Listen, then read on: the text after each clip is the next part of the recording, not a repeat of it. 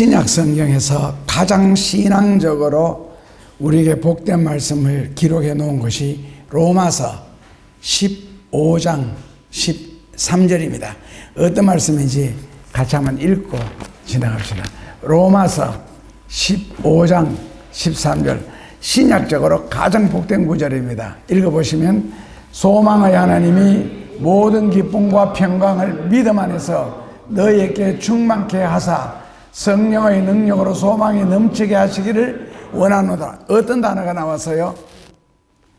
소망, 하나님, 기쁨, 평강, 믿음, 충만, 성령, 능력, 소망, 그리고 모든, 굉장히 핵심적인 단어들이고요. 그리고 구약 성경에서 구약적인 축복을 가장 요약을 잘 해놓은 성경이 이사야 60장 1절에서 오늘 9절까지 읽었는데 거기 또 12절이 포함되어 있습니다. 거기에 보면은 아주 구약적인 축복, 예를 들어서 60장에 보면은 빛이 발란다. 기도 많이 하는 사람, 은혜 받은 사람 치고요, 응답을 가장 많이 받는 성경 구절이 이사야 60장 1절입니다. 기도 좀 한다 그러면 어디 가서 예언 기도를 받든지 아니면 자기가 기도를 많이 하면은 하나님이 가장 많이 영감으로 깨우쳐 주시는 성경 말씀이 60장 1절 뭐라고요? 일어나라 빛을 발하라. 바로 그 말씀입니다. 제일 응답 많이 받는 말씀이고, 그 다음에 2절 말씀에 보면은 그 구약적으로는 어두움, 그리고 밝은 면으로는 영광, 내 위에 멸. 그리고 3절에 보면은 열방과 열왕이 나오면서 광명으로 나오라. 그리고 막 하여튼 5절에서부터 보면, 그때 너가 보고 희색을 바라며 마음은 놀라고 화창하리니 바다의 풍부가 너게로 돌아오며 열방의 재물이 너게로 오미니라. 6절에는 이제 그 모든 축복을 이동하는 수단으로 기록해 놓고요. 7절에 보면은 이제 기꺼이 받음이 됨이니라. 내가 너게 영광의 집을 영화롭게 하리라. 그리고 9절에 보면은 이르되 광야에서 내 자손과 그 은금과 아울러 싣고 와서 너 하나님 여호와 이름에 드리려 하며 이스라엘의 거룩한 자에게 드리려 하는 자들이라. 이는 내가 너를 영화롭게 하였음이니라. 여기 아주 구약적인 축복의 회복이고, 그리고 구약에서 또 하나님이 가장 핵심적으로 역사한 게 심판, 저주 이러거든요. 12절 말씀에 보면은 같이 읽으시면,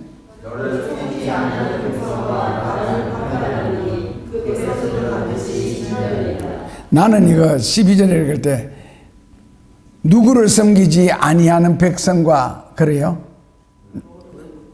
나는 너를, 이거 나를, 그러니까 하나님을 섬기지 아니하는 백성과 나라는 파멸하리니 그 백성들은 반드시 진멸하리라. 파멸의 단계를 거쳐 진멸하리라. 그래 읽었는데 몇 번이나 봤거든. 원어로도 보고 하니까 하나님이 아니더라고. 이게요, 너를 섬기지 아니하는 자는. 여기 이제 구약의 가장 핵심적인 축복이 심판과 영광, 축복, 재물, 이게 잘 정리해 놓은 구절이 바로 이사야서 6장 60장입니다. 오늘 설교는 이걸로 끝났고요. 그냥 이야기를 안 할게요. 혹시 리처드 버커가 지은 갈매기의 꿈이라는 책 읽으셨죠? 이거 웬만하면 이 책 다 읽거든요. 예진이나 수빈이나. 영화도 나왔다고? 갈매기의 꿈이요? 그 갈매기가 이 갈매기인가? 리처드 에바가. 저는 영화를 못 봤는. 예? 그 책의 주인공이 누구예요?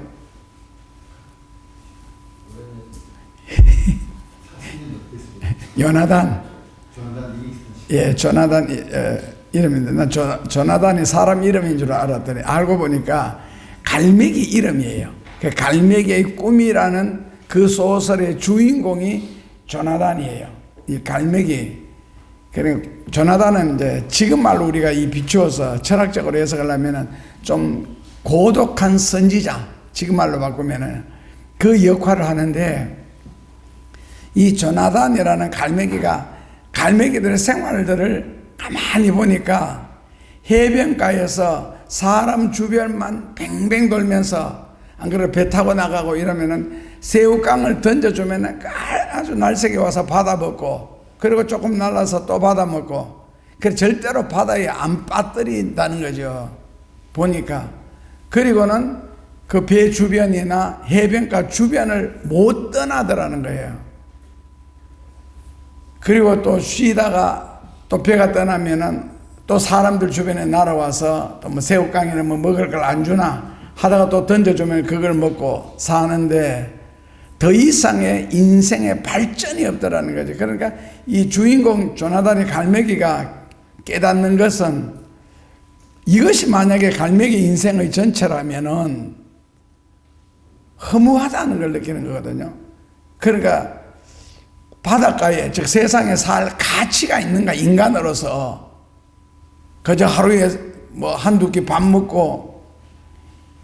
그래서 이 조나단이 그 중에서도 그래도 말이 통하고 좀 똑똑한 갈매기들에게 이렇게 사는 게 갈매기의 인생이 아니다. 갈매기 인생이니까 갈생이가.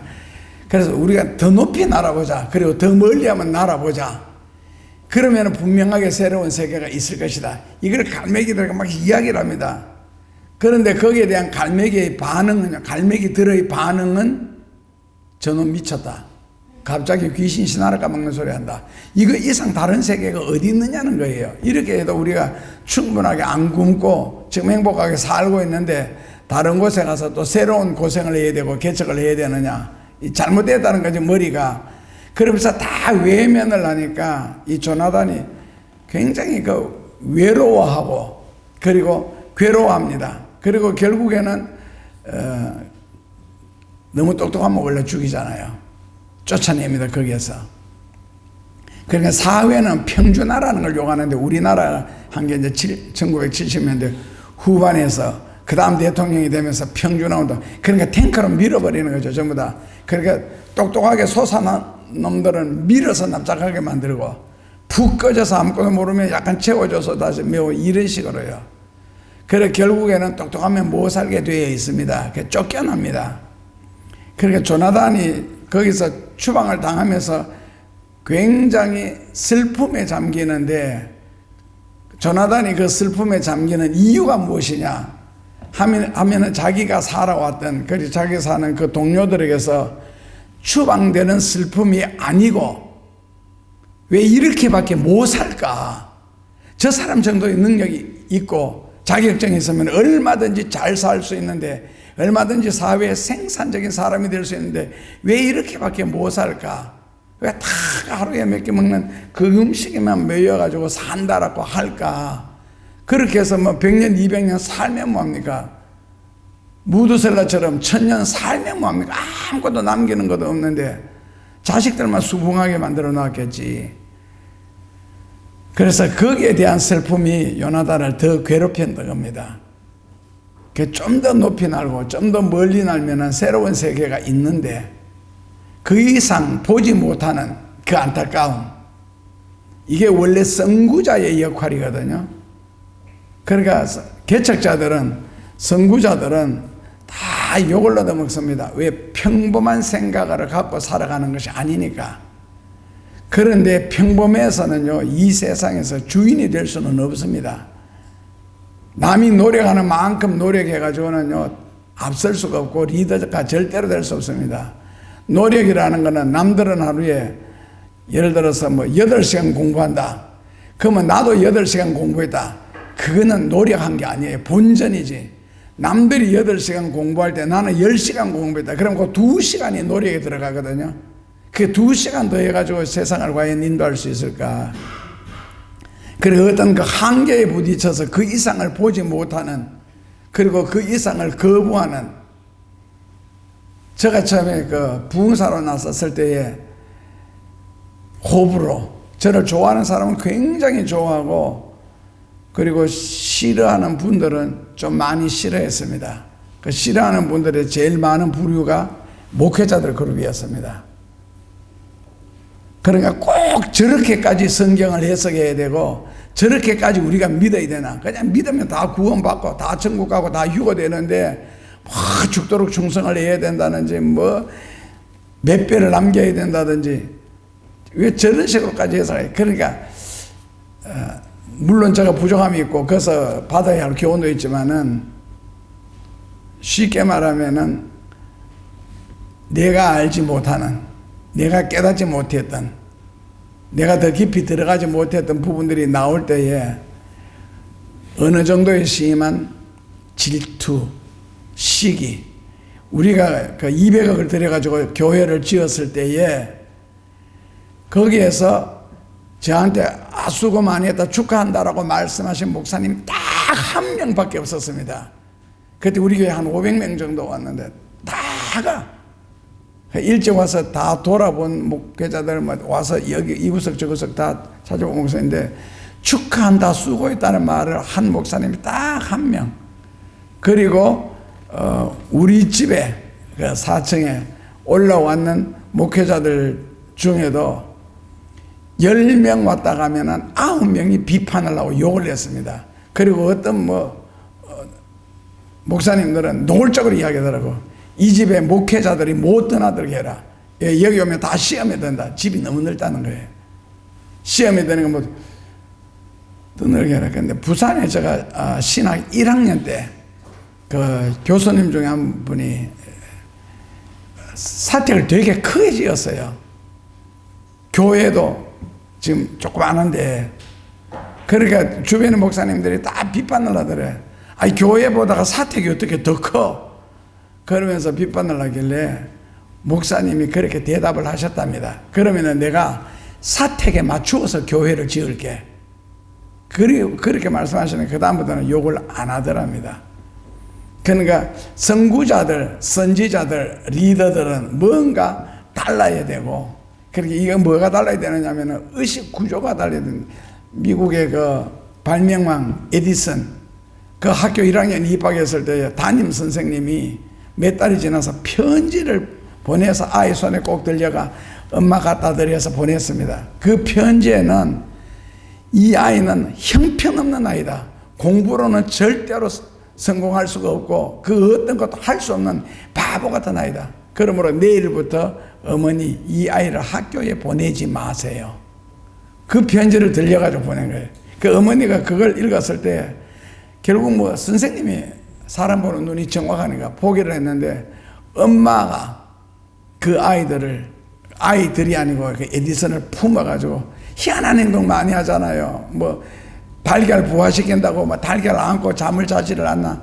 그러니까 나중에 어머니가 돌아가시고 에디슨이 그 상당한 발명들을 많이 하고, 그 다음에 그 어머니 유품을 정리하면서 보니까 선생님이 보낸 편지가 있는 거예요. 그 에디슨 읽어보니까 그런 내용의 편지가 왔는데, 엄마는 평생을 그걸 에디슨한테 감추고 그 아이 편이 되어서 그 아이를 품어서 결국 에디슨을 만든 거거든요. 그럼 얼마나 엉뚱해요. 그럼 주전자에 물 담아가 잘 아시는 것처럼 물 끓여가지고 주전자를 폭발시키고 그 힘으로 결국 전기기관차를 만드는 거 아니겠어요? 그러니까 평범해서는 남보다가 앞설 수가 없다. 그러니까 좀 생각하는 것도 특이한 생각들 있잖아요. 그래서 생각에서 나오는 지금은 돈이 없어 가난하고 돈이 없어 일을 못하는 것이 아니라 아이디어가 없습니다. 아이디어만 있으면 투자할 사람들 얼마든지 많습니다. 정확한 아이디어만 있으면은. 그러니까 조나단의 탄식은 조금만 더 높이 날면은, 조금만 더 멀리 날면은 답답한 오늘이 아니라 희망찬 내일이 있다는데, 그 슬픔의 건너편에 있는 어떤 그 희망, 그리고 기쁨, 그리고 하나님을 믿는다면 나를 붙드시사 인도하시는 하나님의 어떤 그 영역, 하나님의 능력, 그리고 하나님의 그 손길을 바라보는 안목이 있었더라면, 즉 믿음이 있었더라면 과연 이렇게 끊임없이 살겠는가? 주일마다 한 번씩 와서 설교도 하고 찬송 몇 장 부르고 집에 가는 이게 과연 신앙생활인가? 그 무덤의 건너편에 있는 어떤 세계, 고통과 괴로움의 건너편에 있는 어떤 안식의 세계, 그리고 그 고생하면서 힘들어하면서 그 길을 걸어간 사람들에 대한 하나님의 어떤 보상, 물론 크게는 성경에는 멸류관이라고 했습니다만은 멸류관은 왕된 자격이죠. 그 영광스러운 유업을 주시는 하나님의 어떤 모습, 그렇다면은 지금까지 다람쥐 쳇바퀴 돌듯이 이렇게만 과연 사는 것을 인생이라 할 수가 있을까? 하나님을 믿는다라는 말을 할 수가 있을까? 생각하라는 거죠. 그러니까 헌신과 충성을 통하여서 앞으로 주어질 하나님의 어떤 축복 같은 것, 그렇다면은 하나님의 그 어떤 복을 받기 위해서는 겪어야 할 수많은 환난들, 어려움들, 사건들, 비방들, 비판들, 무시하는 것들, 그런 걸 다 겪고 그런 걸 다 소화를 시켜야 그 다음에 내일이라는 게 열리거든요. 저는 단 음식을 되게 싫어합니다. 된장은 된장으로서의 맛이 있어야 되고, 고등어는 고등어로서, 불고기는 불고기로서 맛이 있어야 되는데, 제가 안 먹는 음식 중에 하나가 불고기를 제가 안 먹습니다. 왜? 달아. 그 불고기 고기 냄새가 나야 되는데, 뭐 고소한 냄새 이런 거 되는데, 그런 데다가 다 그 뭐 넣습니까? 뭐 설탕이라든지 꿀이라든지 하여튼 단 거. 상추는 상추로서, 뭐 과일은 과일로서 이 맛이 있어야 되는데 다 말게. 그렇다면은 된장을 하나 끓이면서도, 예를 들어서 뭐 김치를 하나 만들면서도 김치의 그 특이한 맛이라는 거 있잖아요. 그런 걸 내면 되는데 왜 그 자꾸 단 걸 넣나? 사람들이. 그 세상에 다 달아져. 이 달아지면 어떤 현상이 일어나느냐면은 말세의 음식의 특징이 달아진다는 거거든요. 왜? 단 음식을 많이 먹으면 사람들이 굉장히 과격해져요. 급해지고, 참지를 못하는, 견디지를 못하고, 무슨 말을 듣고 소화를 시켜서 자양분을 삼아가지고 자기 인격을 형성시켜야 되고 성숙을 시켜야 되는데, 단 음식을 많이 먹잖아요. 이게 소화가 돼가지고 자기 인격 형성하기 전에 화부터 먼저 내버려. 목소리부터 먼저 커져버리고. 이게 말세의 음식의 특징입니다. 그러면 단 음식을 안 먹으면 안 그러냐? 단 음식 안 먹어도 급한 사람은 급한데, 거기에다 단 음식을 먹는다는 말은 결국 장작불을 피워놓고 기름을 들어붓는 것과 같다는 거지. 덜 먹으면은 그래도 좀 낫겠지. 그래서 한 사람이 성공을 하기 위해서는 그 한 사람의 성공을 위해서 주변에 헌신자, 희생자도 있어야 되겠지만은 본인이 겪어야 할, 감당해야 할 그런 수많은 행동들 있잖아요. 그러니까 뭐, 그래도 좀 시간이 흐르는, 그러니까 지금 이제, 체계대회가 나오겠죠.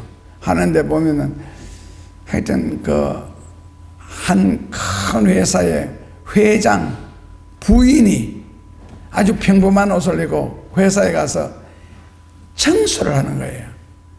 근데 이 회장 부인인 줄 모르고 사람들이 지나다니면서 얼마나 무시를 하고 그 일부러 커피를 쏟아버리고 껌을 뱉어버리고, 근데 아무 말 없이 그 일을 꾸준하게 한 거예요.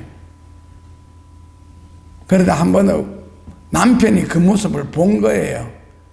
왜 이 생고생을 하느냐고 하면서 하는데, 마지막에 나는 뭐 회사 같은 건 잘 모르는데 1년에 한 번인가 몇 년에 한 번인가 해서 그 뭐 평가회도가 사람들이 이렇게 하는데, 그때에 그 사람들이 결국에는 많이 정리되는, 그리고 나중에 그 자기 부인이 그 청소할 때 입던 옷 그대로 입고 강단에 올라가니까 저 여자가 왜 저기 강단에 올라가느냐고 또 막 수군대리는데 나중에 회장이 자기 부인을. 그러니까 아마 회장 집에는 사람들이 안 와왔던가 봐요. 그 회장 부인인 줄 모르고 그렇게 구박하는 걸 보면은. 그래서 거기서 결국 다 하여튼 뭐 할 말 뭐 있겠어요. 무릎 꿇고 잘못했다는 말을. 안 그러면 그 어떤 책에서는 회장 딸을 그렇게 회사에 넣어가지고 그렇게 아주 땅바닥에서부터 고생을 하도록 만드는.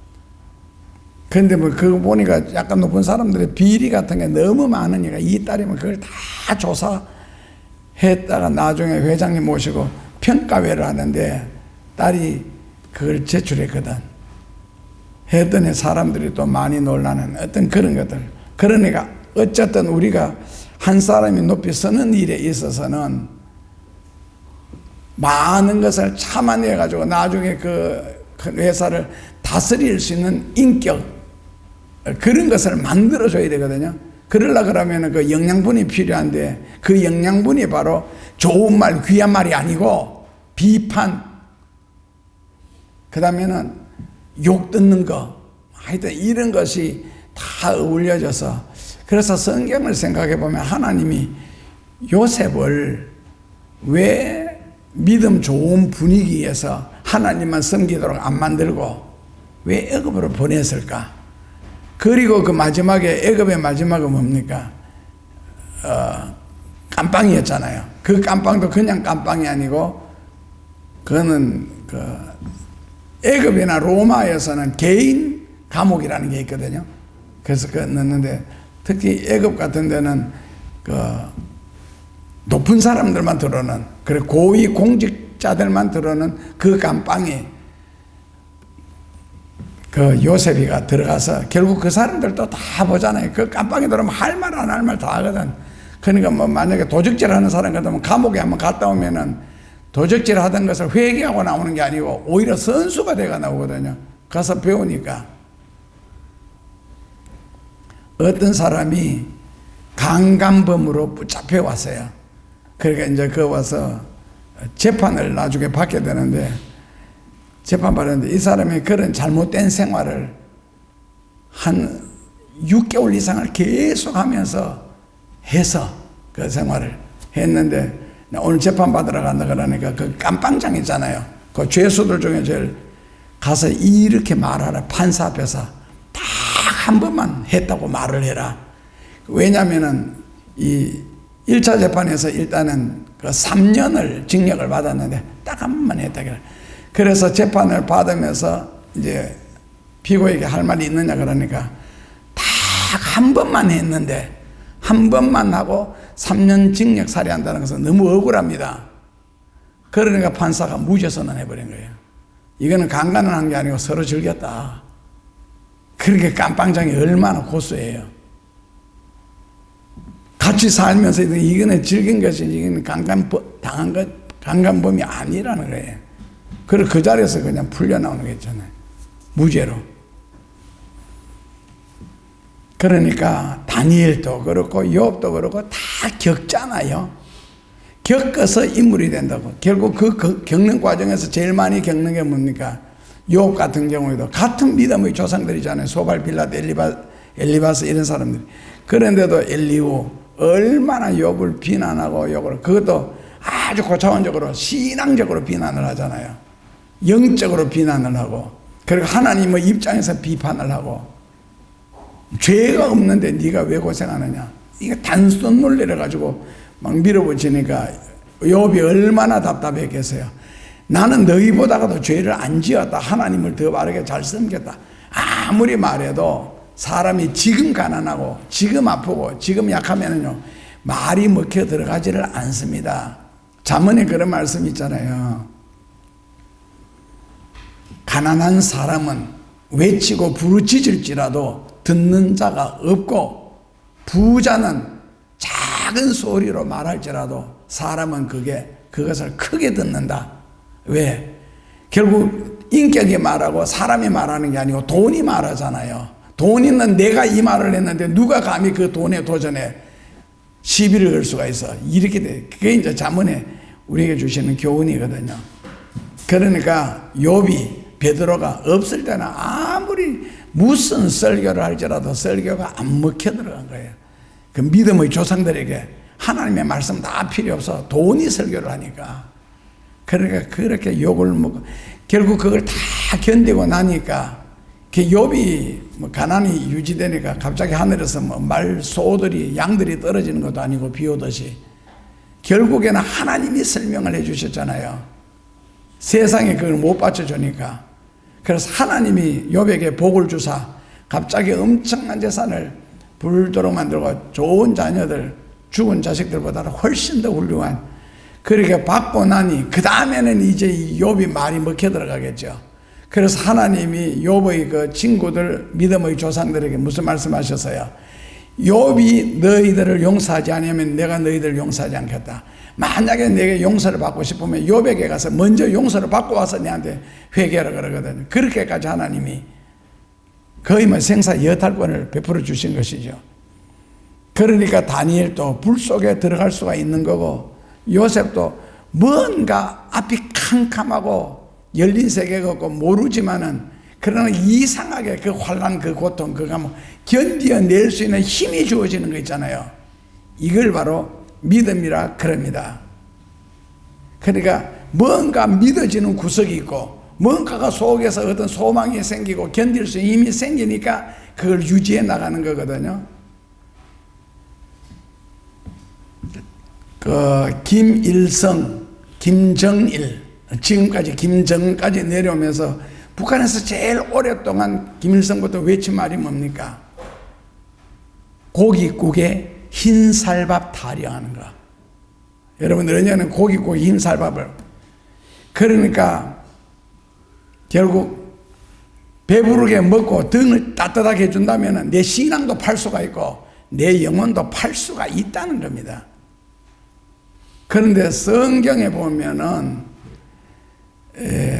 배부르고 등 따뜻한 사람이 예수를 잘 믿은 경우 자체가 한 명도 없습니다. 다 시련, 고난, 죽을 고비, 연단. 사도 바울 같은 경우에 죽을 고비 얼마나 많이 넘겼습니까? 그리고 만약에 하나님이 배부르게 먹고 등 따뜻하게 해준다면은 그 베드로가 한 번 금을 던져 두 배 가득하게 잡았을 때에 그 고기라든지 배라든지 버려두고 나를 따르라 그랬거든요. 그 가서 팔아서 가족 먹도록 해주고 처자시키고, 베드로는 장가까지 갔으니까 처가도 있는데 안 했습니다. 그런 걸 포기할 줄 알아야 진리를 위해서 목숨을 바칠 수가 있거든. 그래서 등 뜨뜻하고 배부르면은요, 절대로 믿음이 자라지를 않고 하나님을 사랑할 수가 없습니다. 다만 나오던 불평은 줄어들겠죠. 배부르니까. 그런데 성경에는 있는 것도 다 드렸고 자기 편안한 자리에서 다 일어나서 주를 따르는, 그러니까 뭐 그때나 지금에는 세금쟁이라 그러면, 세관장이라 그러면 상당한 위치인데, 세리장이 그 좋은 직장 다 버리고, 바울이고 뭐 한제자들이 자기 평안한 생활 다 버리고 이러는, 그러니까 그 환난이나 핍박이 심할수록, 배고프고 고난이 많을수록 신자가 불어나는 것이 바로 기독교입니다. 그러니까 그 환난이 닥치고 막 죽임을 당하고 이럴 때 그걸 피해서 도망을 가서 그 신앙을 버리는 것이 아니라, 그럴수록 이게 바로 살아있는 종교와 죽은 종교의 차이점이라고 합니다. 기독교는 산종교, 하나님을 위해서만 오직 모든 것이 있는 것이지 자기 배를 위해서 있는 것이 아니다. 그래서 이런 것을 포기하지 않으면 예수님은 뭐라 그랬어요? 나를 따를 자격이 없다는 거죠. 만약에 그런 것 때문에, 어떤 축복 때문에 하나님을 믿는다면 앞으로 짐승표를 다 받을 사람들입니다. 절대로 짐승표 사건이 다가올 때 666표를 안 받고는 견디지 못하고, 그 666표가 바로 너를 배부르게 해주겠다는 거거든요. 결론에 들어가서는. 그게 신앙이 아니라는 거죠. 그러니까 등 뜨뜻하고 배부르기를 원한다면 예수 잘못 믿은 겁니다. 교회 잘못하는 게, 왜? 진리가 우리에게 가르치는 주는 것은 정반대거든요. 그런데 정반대되는 것을 붙잡고 지금 예수를 믿는다 하니까 하나님 입장에서 볼 때 너 나 믿느냐는 거예요. 네 배 때문에 믿는 것이지. 그래서 성경에, 신약에 나중에 유다서까지 넘어가다 보면 뭐가 나옵니까? 네가 섬기는 신은 너의 배요 너는 너의 목구멍을 위하여 사느니라. 오죽했으면 성경에.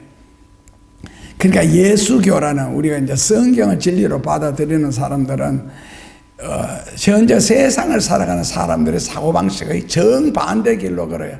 그러니까 믿을 수가 있고, 그래서 성경은 우리하고 너무 안 맞다는 거지. 현실에 안 맞고. 그게 이제 바리새인들이나 사두개인들이 외쳤던 거죠. 저거하고 맞으면 저거가 종교지요. 예수님은 새로운 진리를 말씀하셨잖아요. 그래서 오늘 본문이 굉장히 축복된 원어를 가지고 쭉 다 살펴보고, 제가 좀 오늘도 새벽 5시 55분까지 어제 이렇게 이 성경 요구절을 가지고, 원래는 주보 미스했는데 다 고쳤구나 했는데 참 복된 구절이에요. 그러니까 오늘은 아무리 바른 소리를 할지라도 이 축복 때문에 교우들이 은혜 안 받겠나 싶은 생각이 들었는데, 그 정확한 뜻을 제가 전해드리면, 오늘 본문의 요지, 사고방식, 우리에게 주시고 싶은 하나님의 말씀이 무엇일까 했을 때에 그 참 신기하죠. 내 기도실에도 거미줄이 쳤어요. 날에 가보다 여기 거미줄이 있네. 거미가 들어올 데가 없거든요, 그 기도실에는. 그리고 우리 집 이렇게 계단 올라다 보면 계단 양쪽 구석구석에 보면 거미줄이 굉장히 많아요. 그 거미가 먹을 것도 없고 그거 왜 왔어 거기. 그런데 청소하면 싹 치거든요. 근데 그 다음에 보면 거미줄이 또 있어. 작년 내내 닦았는데도 금년에 또 있어. 저작년에 내내 닦았는데. 그래, 이걸 고쳐라는 거거든요. 이 오늘 본문의 이 화려한 하나님의 축복을 받기 위해서는 주여 원래 또 능금이 열렸습니다. 이 능금이 이제 잘못된 거잖아요. 사과가 열려야 되는데 능금이 열렸습니다. 또 이거 하나하나를 두고 또 회개를 해. 그 다음에 능금이 또 열린 거예요. 하나님 또 능금이 열렸습니다. 왜 자꾸 능금이 열리게 만드느냐는 거예요. 우리말을 바꿀게요. 주여, 지난 한 주간에도 죄를 지었습니다. 금년 안에도 지난 한 달 동안에도 또 죄를 씁니다. 고해성사식으로 한다면 이런 죄도 짓고 저런 죄도 짓고. 스님이 천주교에 고해성사하러 왔대요. 하는 이야기가 이제 고해성사 스님이 할 거 뭐 있어요? 고기다 먹는데. 그러니까 여자들 이야기를 이제 신부님한테 고해성사 했는가 봐요. 그러니까 회개라는 것은 그런 것을 하지 말라는 겁니다. 하나님이 지금 우리에게 요구하는 것이, 그거는 별 의미도 없습니다.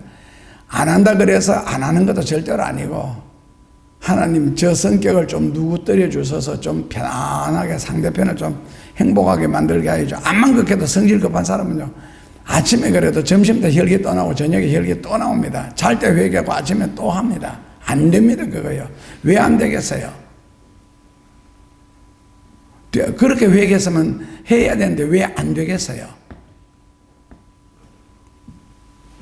어차피 옷이라는 거는 겉옷이든 속옷이든 우리는 다 입습니다. 겉옷도 입어야 되고 속옷도 입어야 되는데, 그런데 이렇게 똑똑한 사람이 보니까 사람들이 겉옷을 먼저 입고 러닝 팬티 브라자를 제일 마지막에 입더라는 거예요.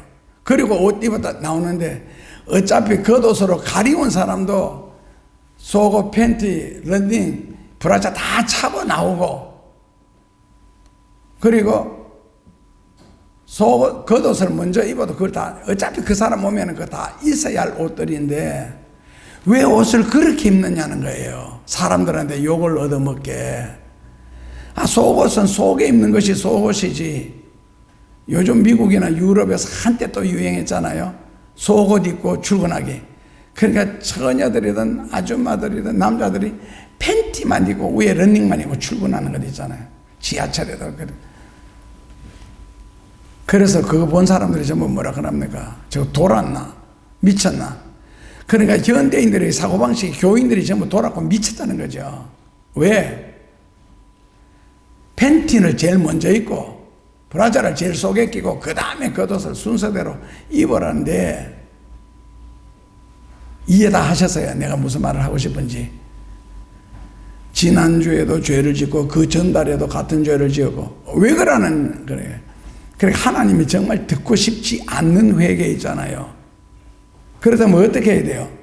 능금나무를 베어내든지 안 그러면 능금나무에다가 사과나무를 접목을 해가지고 사과를 열리도록 만들든지 근본적으로 뽑아서 교체를 해버려야 되는데 능금나무를 심어 놓은 채로 계속 능금이 열린다는 거예요. 사과나무를 안 갈아 지우고. 그러니까 우리 마음속에 의식 구조가 죄를 짓도록 되어 있습니다. 왜? 죄가 내 속에 들어있으니까. 그러니까 욕이 내 속에 꽉 차 있으면은 입만 열면은 욕부터 먼저 하죠. 그리고 우리나라에서 제일 많이 하는 욕 알잖아요. 첫째로 구구단용요. 그리고 짐승은 수많은 짐승이 이 토끼 새끼 같은 놈 안 가잖아요. 개 새끼 같은 놈 이러지. 그러니까 개욕 그리고 구구단 희양 이게 이제 제일 많이 하는 욕이거든요. 왜? 속에 차 있으니까. 넉넉하니까 아무리 개새끼 씨발로만 해도 이게 욕이 차 있으니까 계속 차오르는 거예요. 그러니까 그 욕이 너무너무 잘 나오는 거 있잖아요. 예를 들어서 자연스럽고.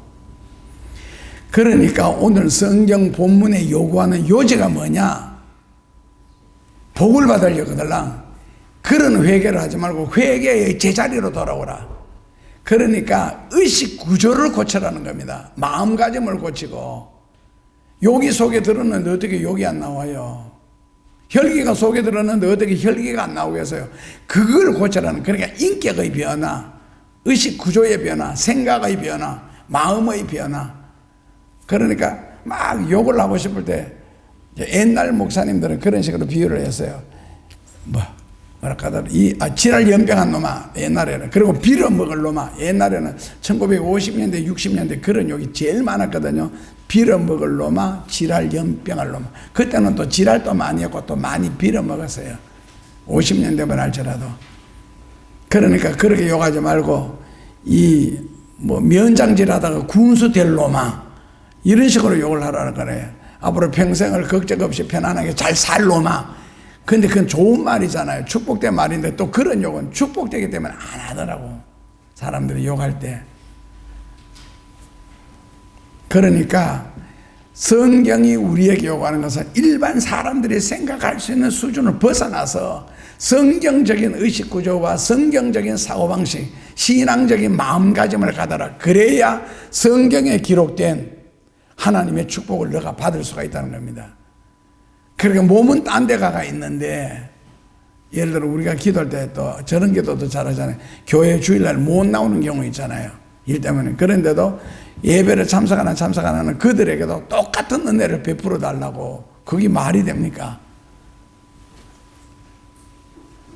그러니까 잘못한 것을 가지고 자꾸 하나님 앞에 물고 늘어지지 말고, 용서해 달라고 하지 말고, 잘못하는 마음가짐. 그러니까 만취한 운전자가 운전을 할 때 차는, 그러니까 면허증 취소 수준이다라고 매스컴에 자주 나오던데, 그 한분리에 보면은 그 사고 나는 그 차들만 찍어가 보여주잖아요. 근데 거기 보면 확실히 술 마시는 사람들은 운전이 차가 똑바로 못 가죠. 차선을 계속 비틀거린다든지 그렇게 하는데, 그 술을 안 마시고 운전을 해야 운전을 똑바로 할 수 있지. 술 마시고 술 취해서 운전하면요 어쩔 수 없습니다. 사람이 비틀거리는 게 아니라 차가 비틀거립니다. 왜? 운전대를 잡고 있는 운전수가 지금 비틀거리고 있기 때문에 그 차가 비틀거린다고. 그러니까 비틀거리는 차를 비판하고 욕하지 말고 술 자체를 마시지 말라는 겁니다. 술 자체를. 그러면 되는데, 그러니까 성경이 우리에게 지금 오늘 60장 1절에서 9절에 엄청난 이 축복된 말씀을 기록해 놓으시고는 이 복을 받으려면은 너를 고쳐라. 그래서 우리 마음가짐이나 우리의 어느 말버릇이나 행동의 생각을 죄를 안 짓는 쪽으로 고치려고 하면 어떻게 하면 되느냐? 찬송가 부르는 대로, 성경을 읽는 대로, 기도하는 대로 그 자세로 살면 된다는 거거든요. 그 자세로. 그렇다면 성경 말씀이 여호수아 1장 8, 9절에 있는 것처럼 성경 말씀을 너 입에 달아 놓아라. 그러니까 유대인들은, 정통 유대인들은 이렇게 이마에 보면은 이렇게 머리띠 같은 걸 하나 하고 있거든요. 그리고 여기에도 그렇고, 그 머리띠 속에 보면 작은 그 대나무 통이 이렇게 하나 여기 달려 있어요. 이마. 거기 뭐 들었느냐면은 뚜껑 열고 꺼내면 성경 한 구절 들었습니다. 그 성경 구절이 지금 네 이마에 있고 우리가 눈을 그걸 바라보고 걷는다는 거거든요. 그리고 여기 옷띠, 여기 옷소매라 그럽니까? 여기에도 보면 또 걸쳐가지고 하나 또 달고 있는데 그 안에도 보면 성경 구절 들었어요. 그러니까 항상 성경 말씀을 보듯이 말하고 행동하고 살아라. 그런데 유대인들도 그렇게 안 삽니다. 이 형식이죠. 그래. 그 사람들, 우리가 볼 때는 형식적으로는 그렇게 하지. 그러니까 성경은 그만큼 우리에게 요구를 한다는 거지. 성경 말씀이 네 입술에 있는 것처럼 너는 말하래. 그 여호수아 1장 9절 그것도 보면 전부 축복된 말씀이 연결되는데, 성경 말씀이 너 입에 붙었다. 너 입에서 성경 말씀이 못 떠나게 해라. 그러니까 마음가짐도 의식 구조도 생각도 사고방식도 성경으로 돌아와야 성경적인 복을 받을 수가 있다는 겁니다. 그냥 뭐 먹고 사는 정도로 사는 거 말고 적어도 자기 재산이 얼마 있다는 걸 모를 정도로 성경적으로 복을 받으려고 하면은 성경적으로 돼야 된다. 그냥 뭐 떡상에서 떨어지는 부스러기 하나 주워가지고 오늘 하루 잘 살아라, 이 수준 같으면 그렇게 살 필요 없고요. 그래서 잘못된 마음가짐 때문에 잘못을 계속 저지른다는 거거든요. 이게 오늘 하나님이 우리에게 꼭 하고 싶은 강조점입니다. 꼭 이렇게 살으라고.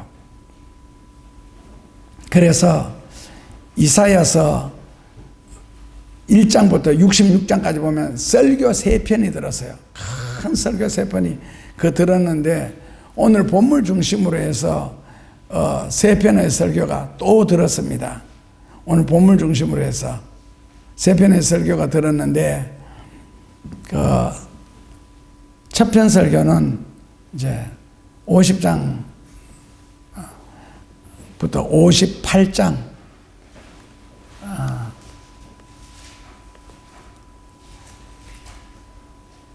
58장 14절까지고, 두 번째 설교가 58장 15절부터 60장 12절까지입니다. 여기 설교 내용과 마찬가지로 구조가, 그래서 2절 초반에만 보면 약간 어두운 구절이 있죠. 보라, 어두움이 땅을 덮을 것이며 캄캄함이 만민을 가리우려니와 오직 여호와께서 너 위에 임하실 것이며 그 영광이. 그러니까 2절 초반에 어두운 구절이 있고, 그리고 이제 3절부터는, 그러니까 2절 끝에 하나님의 영광이 너 위에 나타나리라부터 시작을 해서 열방을 너 빛으로, 열왕들이, 이 열왕은 비치는 너 광명으로 나오리라. 물론 그 광명은 우리 광명 말하는 건 아니겠지요. 우리 광명 같으면 좋겠는데 나오리라. 그리고 사방을 둘러보라. 무리들이 모여들기 시작한다. 원방에서도 오겠고, 딸들은 또 안겨서 이제 잘 돼가지고 온다는 뜻이죠. 그때 5절 6절 보면 계속 하나님의 축복이 쏟아집니다. 그러니까 이걸 받기 위해서는 꼭 입술에 성경 말씀을 단다. 그러니까 단다면은 안 나와야 되는 게 뭡니까? 욕, 원망, 비평. 그러니까 성경적이지 못한 단어들 있잖아요. 우울증, 낙심, 자만, 이 성경과 관계 이런 것들이 입술에 붙어 있으면 안 됩니다. 비판, 편파 이런 거예요. 그래서 60장 1절부터 9절까지를 다시 한번 단어, 원어의 뜻을 찾아서 본다면은 60장 1절에 일어나라, 빛을 발하라. 이사야서에는 3편 설교가 있는데 그 마지막 설교가 이사야서 40장 1절부터 66장 끝절까지가 3편 중에 마지막 설교입니다. 그러니까 너희가 신앙적인 의식 구조만 회복을 해준다면은 하나님의 놀라운 현실적인 축복과 종말론적인 구원이 너희에게 있는데, 65장에는 천년 왕국에 관한 이야기입니다. 이사야서 65장이 그 천년왕국에 관한 말씀이 요한계시록 20장의 천년왕국 이야기고요. 그리고 이사야서 66장은 새하늘과 새 땅, 신천신지에 관한 말씀인데 계시록 21장, 22장이 신천신지에 관한 설교입니다. 그래서 세 번째 설교가 뭐라고요? 이사야서 40장에서 60장까지입니다. 40장에서 66장까지 세 번째 설교 중에서 그 세 번째 설교 안에 보면 설교 세 편이 또 들었는데 그 중에 첫째가 이사야서 58장에서 59장이 첫 번째 설교예요. 거기에는 형식적인 신앙과 불의 그리고 복만 받고자 하는 변질된 신앙, 여기에 대한 굉장한 책망이 나옵니다. 58장 59장에는요 그게 잘못된 믿음이라는 거죠. 하나님은 그런 믿음을 주신 적이 없다는 거고. 그리고 두 번째 설교는 59장 16절에서 60장 12절 9절 거기에 보면 이제 하나님의 영광이 나타나고 그 백성의 삶은 충만하게 된다. 하나님의 복을 받게 된다. 복이라는 거는요 복을 달라고 해서 받는 것이 아니고 하나님이 주셔야 인간이 받는 겁니다. 그럼 하나님의 복은 누구에게 주시느냐? 잠언 8장 18절에서 22절에 보면은요 복은 복받을 짓을 하는 사람이 복을 받게 되어 있답니다. 그러니까 복을 달라지만 하나님이 그런 신앙을 주신 적도 없고 그건 믿음의 대상도 아니고 그건 기도도 아니다. 그래서 성경에 복 달라고 기도하는 게 어디 있어요? 그런데 이사야서에 한 군데 있어요. 만약에 너가 땅에 살면서 땅의 복을 받고자 하는 자는 진리 안으로 돌아오라. 이것도 의식구조의 변화거든요. 진리 안으로 돌아오라. 모든 생각과 은행과 말이 진리 안으로 돌아오면 진리 안에 있는 복을 너에게 준다는 거. 그게 현실적인 복. 그래서 그 은혜의 해를 받은 사람은 세상을 이제 밝게 살아야 된다. 그래서 일어나라 빛을 발하라. 일어나라 빛을 발하라. 그러니까 하나님의 복을 받은 사람이나 하나님의 은혜를 받은 자는 뭐라고요? 인생을 무기력하게 살거나 우울증에 고생을 하거나 낙심을 하거나 인생을 해이하게 사는 것, 이런 것은 하나님의 은혜도 하나님의 복도 받은 사람이 아니다. 환경과 형편은 어떠할지라도 하나님의 은혜를 받았거나 하나님의 복을 받았다라고 깨닫는 사람은 뭐라고 해요? 일어나 빛을 발해야 됩니다. 그러니까 뭐 원망이나 불평이나 이런 거는 하나님하고는 전혀 상관이 없고 성경과도 전혀 상관이 없는 구절입니다. 그리고 상관이 없는 사람입니다. 원망이나 불평이 입에서 나오는 사람은 하나님과 상관이 없고 하나님이 관심도 없는 사람입니다. 그는 믿음이 없어 원망하고 불평하는 게 아니라 인격이 꼬여서 그래요. 인격적으로 이 불평하고 원망하게 되어 있는 거에 만들어요. 속에 있으니까 자꾸 그게 밖으로 나오잖아요. 그냥 하나님과 상관없는 하나님의 영역에서 벗어난 행동이나 말을 자꾸 하니까.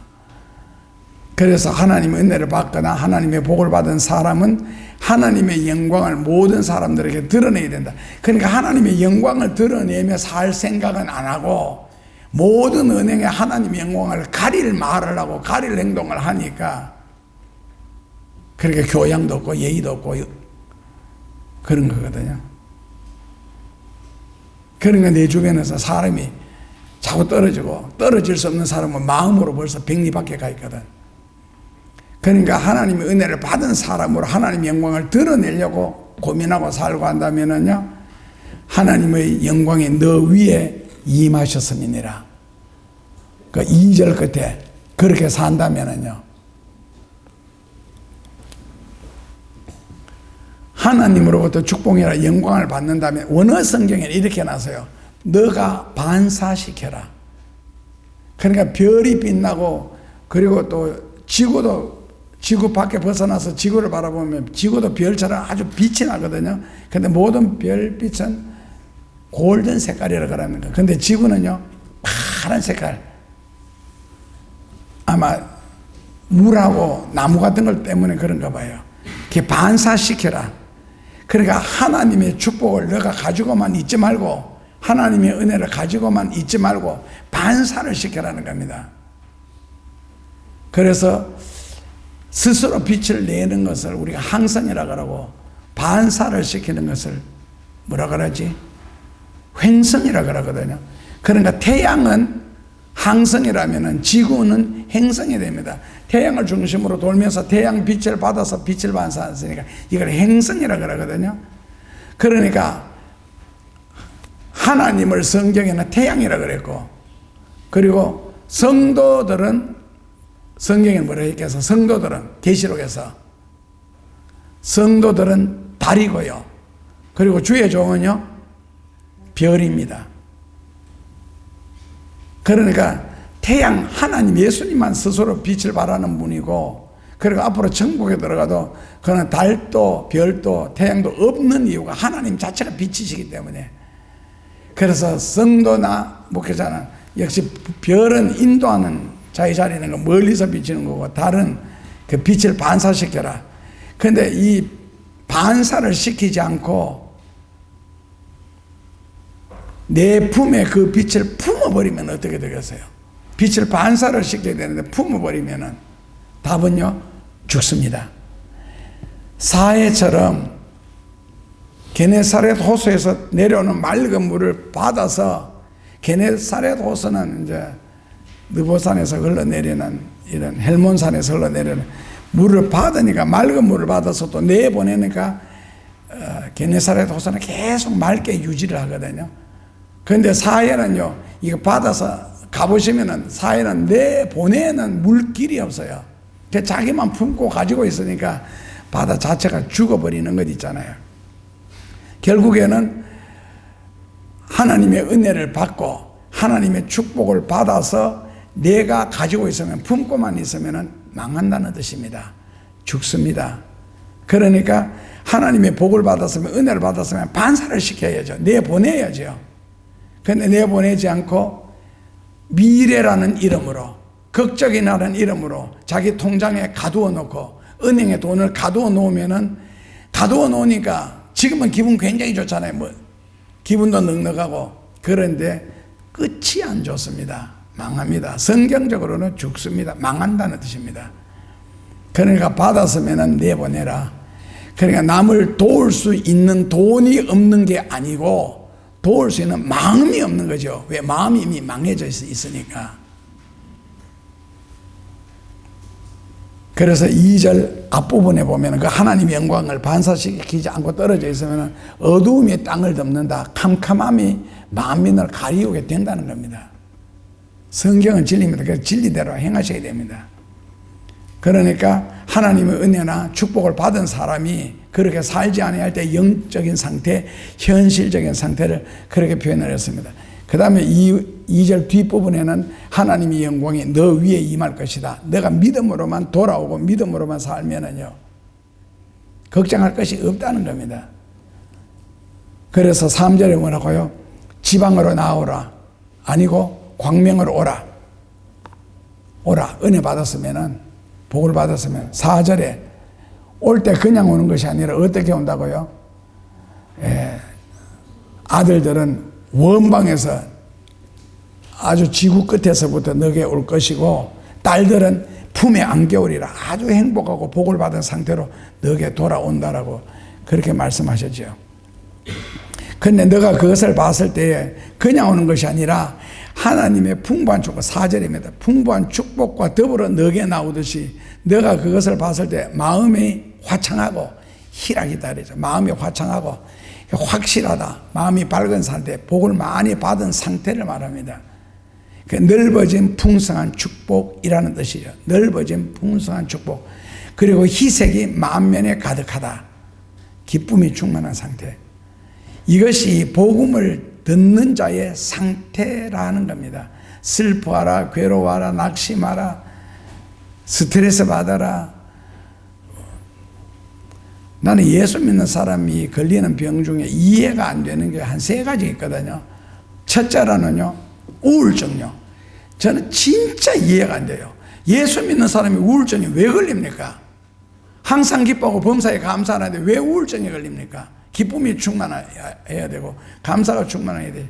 그걸 병이라고 또 자랑한다. 우울증이 뭡니까? 우울증이. 그리고 둘째로 또 이해가 안 되는 게 불면증요. 밤에 잠을 못 잔다네. 아니 내처럼 밤새도록 공부하면서 잠 못 자는 거야. 이해를 하지. 근데 밤에는 잠자라고 하나님이 밤을 주신 거고, 잠을 잠으로써 하나님이 공급하는 호르몬이 엄청나거든. 그러니까 잘 때는 자야 돼요. 안 그러면 나처럼 생활 자체를 바꾸어 버리든지. 아니, 뭐를 했길래 낮에 얼마나 뒤집어, 뭐라 해야 되나? 잤으면 밤에 잠이 안 옵니까? 낮에 그렇게 할 일이 없어요. 그래서 불면증이 다 걸립니까? 그리고 셋째로요, 북한에서는요, 흰쌀밥에 고깃국 먹는 게 소원이었습니다, 지도자에. 그런데 우리는 지금 살 소비량이 엄청 줄었거든요. 다른 먹을 것이 또 많으니까. 그러니까 살이 심하게 찐다 그러는 말은 한마디로 말하면 실패한 인생입니다. 왜요? 자기 관리를 못하잖아요. 자기 관리도. 자기 몸을 자기도 관리 못하는데 누가 내 몸을 관리해줘요? 실패자입니다, 이거는요. 그러니까 나는 우울증, 불면증, 내 같은 경우는 기도하다가도 머리가 땅에 닿으면 언제 잠들었는지 모르는데, 저희 어머니 살아계실 때, 어머니도 뭐 밤에는 새언늘 기도하시는데, 그 조카 이름이 성진이거든요. 그 엄마가 밤에 오면 이제 오전에 식사하시고 나면 이렇게 주무셔요. 이게 소파에 앉아가지고 약간 잠이 들면 소파에 엎어지거든요. 그 누가 잠 안 오는 이야기하고 뭐 밖에서 이야기하면, 나는 머리가 소파에 닿기 전에 잠이 먼저 들어가지고 엎어지는데, 이게 엄마예요. 그러면 이 성진이가 3살, 4살, 2살 이럴 때는 그 소파 위에 올라가 엄마 배 위에 뛰어내려요. 그럼 엄마가 잠들었다 윽 하고 벌떡 일어나는데, 이 아이가, 성진이가 다시 소파에 올라가 뛰어내리는 그 사이 벌써 엄마는 잠들어서, 그러니까 또 윽 하고 또 깬대. 오전에는 윽 하고 깨고 윽 하고. 그러니까 뛰어내릴 때는 배가 밟히니까 윽 하고 깨어나는데, 가갖고 기어 올라가고 뛰어내리는 몇 분이나 걸려요. 근데 그 사이 벌써 잠들었다니까요. 그러니까 낙심하라, 괴로워하라, 슬퍼하라가 아니고 5절에 보면 뭐라고요? 기쁨이 만연할 수밖에 없는 형편이 된다는 겁니다. 그러므로 뭐라고요? 너는 기뻐하라는 거예요. 왜? 희색을 만연히 바라고 화창하고, 그러니까 아들, 딸, 자식들까지도 다 이렇게 잘 되어 오니까 부모로서 희색을 바라고 놀랍고 화창할 수밖에 없는데, 그 이유는요, 같이 읽읍시다. 6절입니다. 읽어보시면요.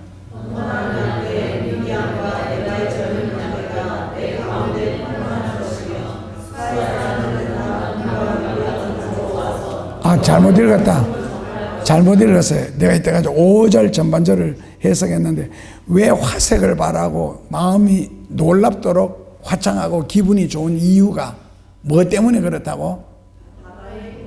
그렇죠. 바다의 풍부가 너게로 돌아오고 열방의 재물이 너게로 돌아오리라. 이것 때문에. 배고픈 사람이 어떻게 웃을 수가 있겠어요? 일단 등 뜨시고 배가 불러야 웃음도 나오지. 그러니까 좋은 일이 있어야 기쁨도 오는 거 아니겠어요? 그럼 내만 좋은 일이 있습니까? 자식들까지, 아들과 딸조차도. 그러니까 바다의 풍부가 내게로 돌아오고 열방의 온 세상의 재물이 너게로 돌아온다면 기뻐할 수 있겠죠. 그래서 기뻐하라는 겁니다. 이것도 받아서 기뻐하는 경우가 있고, 그렇게 오는 것을 보고 기뻐할 수도 있고, 믿음이라는 것은요, 올 줄로 믿고 기뻐할 수도 있는 거고. 그래서 받아서 과거형, 지금 오는 것을 보고 현재형, 미래형은요, 올 줄을 믿고 먼저 기뻐하라는 겁니다. 이게 신명기 16장 15절에 너가 복을 받을 줄 믿고 기뻐하라는 거거든요. 그게 믿음이라는 겁니다. 그 믿음 있는 사람은 꼭 받았기 때문에만 아니고 받을 줄도 믿고 기뻐하는 겁니다. 그러니까 재물도 원방에서까지도 온다는 거죠. 그러니까 원방에서 오는 이 하나님의 재물이란 뭐냐 했을 때에 돈만이 아니고 정신적인 아이디어, 영적인 능력, 마음의 평안함, 이런 것이 다 이 재물 속에 포함되어 있습니다. 돈만이 절대로 아닙니다. 그래서 6절, 7절까지 뭡니까? 이제 이게 나르는 방법이 나오죠. 누가 날라요?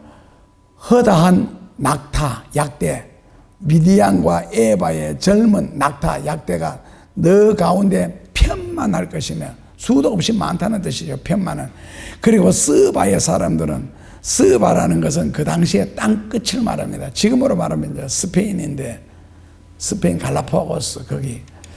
그러니까 일단 거기서부터 뭐라고요? 사람들은 다 금과 유황을 가지고 와서 하나님을 찬송할 것이다. 그래서 사람들이 빈손으로 오지 않는다는 뜻이죠.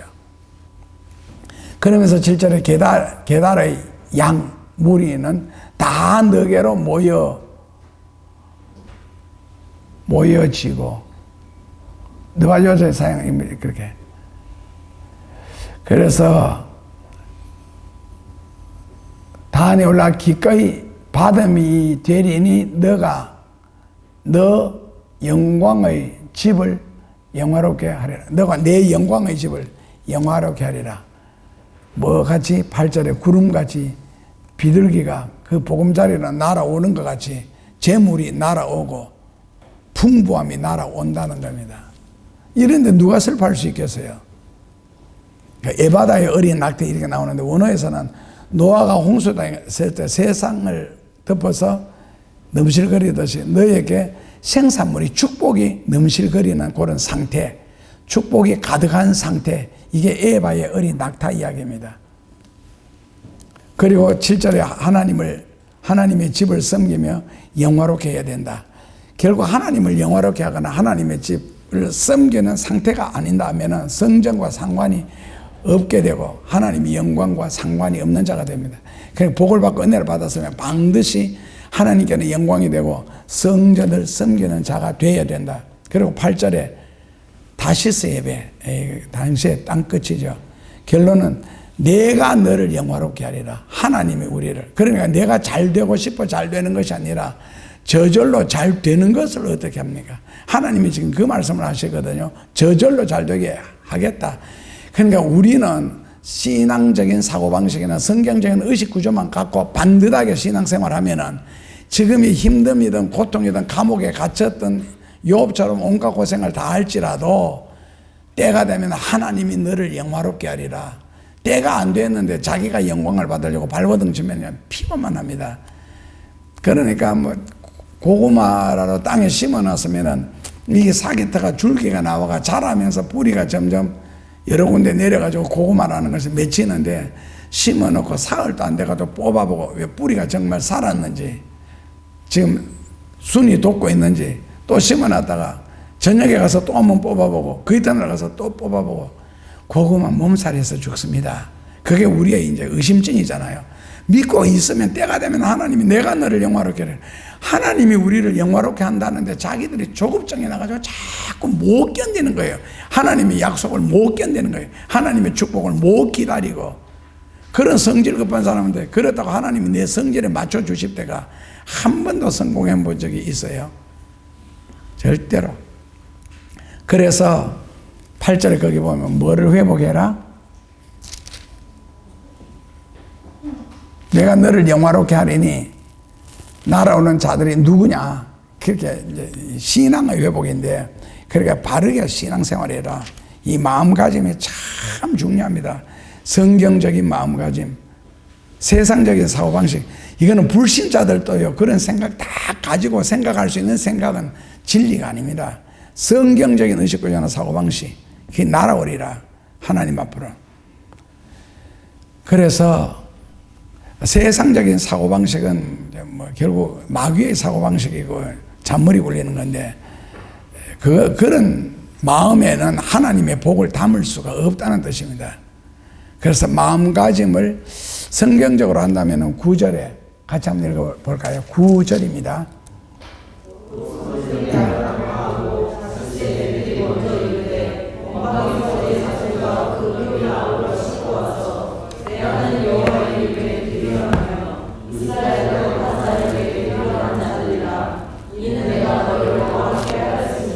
네, 뭐 가지고 온다고? 원방에서도 은과 금을 아울러 싣고 와서, 이거 들고 와서도 안 되네. 얼마나 많이 오면 형용할 수 없는 수많은 하나님의 축복들. 이렇게 들고 와서 내가 너를 영화롭게 하리라. 빈손으로가 아니고 이렇게까지 하나님은 우리를 축복하시는데 여기에 대한 하나님의 섭섭함. 자, 12절 같이 읽어보시면요.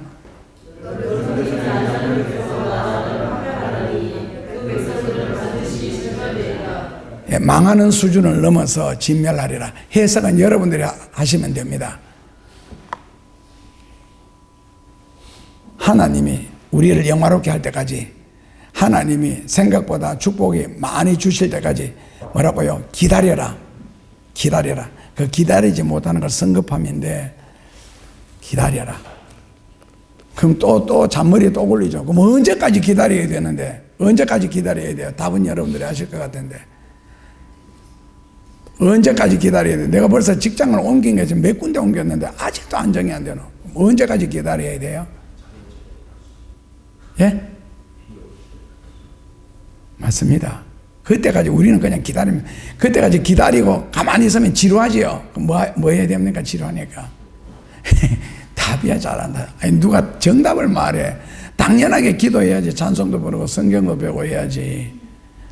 하나님 우리를, 그러니까 기도할 때도 참 이해가 안 되는 부분 중에 하나가, 기도할 때 제일 많이 기도 좀 많이 하는 사람들, 목신 사람들의 특징이 막 다다다다다 기도하고는 주야, 그 다음에 뭐라 그럽니까? 응답하여 주시옵소서 그러거든요. 근데 이걸 굉장히 많이 해요. 막 목이 쉬도록 그렇게 다다다다 해도는 응답하여 주시옵소서 하고는 그 다음에는요, 갑자기 순간적으로 예수님의 이름으로 기도합니다 아멘 하고 딱 끝나니까 하나님이 야야 나도 말 좀 하자, 응답 좀 하자. 응답할 시간을 줘야 응답을 하지. 응답할 기회를 안 주는데 자기 말만 하고 끝나고 벌떡 일어서가 집에 가버리는, 항상 하나님 얼굴이 허옇게 해가지고 에휴, 좀 기다릴 수 없어요. 그럼 여러분들이 기도 내용을 적게 하고 하나님이 말씀하실 시간을 주시는 게 더 좋잖아요. 아니 저녁에도 예를 들어서 뭐 오늘 하루 정리하면서 내일 위해서 기도를 한마디 하고는 그 다음에 기다리는 거예요. 내가 자꾸 말하지 말고 기다리면 어떻게 돼요? 기다리다가 아침에 일어납니다. 기다리다 잠들어 버리는 거죠. 그래도 좋아요. 하나님한테 그 기회를 드린다는 거 자체가. 그러면 잠들면은 뭐 때로는 꿈속에서도 꿈이라도 꾸겠죠. 꿈을 못 꾸면 더 기분이 얼마나 좋아요. 하나님의 말씀을 기다리면서 잠자는. 12절 아셨죠? 하나님이 내가 너를 영화롭게 하고 내가 너에게 은금으로 이럴 때에 그렇게 받을지라도 이 받은 것을 반사시키지 않고 너가 품어버리면은 너를 섬기지 아니하는 백성과 나라는 파멸하고 그 백성은 진멸하리라. 기도하겠습니다. 예수님 감사합니다. 알고 보면 다 나를 위한 것인데 우리가 소화를 시키지 못해서 때로는 하나님의 섭섭함을 드러내기도 합니다. 그래서 심하게 원망도 하고 불평도 하고 짜증도 냅니다. 그러나 그것이 결코 하나님의 축복을 앞당기는 것이 아니라 오히려 그럴 때마다 몇 달씩 몇 년씩 뒤로 미루어지고 늦추어진다는 것도 알게 하여 주시고, 내가 게을러질 때 하나님의 축복의 문을 잠근다는 것도 깨닫게 하옵소서. 인생을 진리 안에서 열심히 삶으로 하나님이 예비하신 축복과 하나님이 나를 영화롭게 하는 그 때가 이르도록 믿음으로 기도하며 살게 하옵소서. 예수님 이름으로 기도하옵나이다.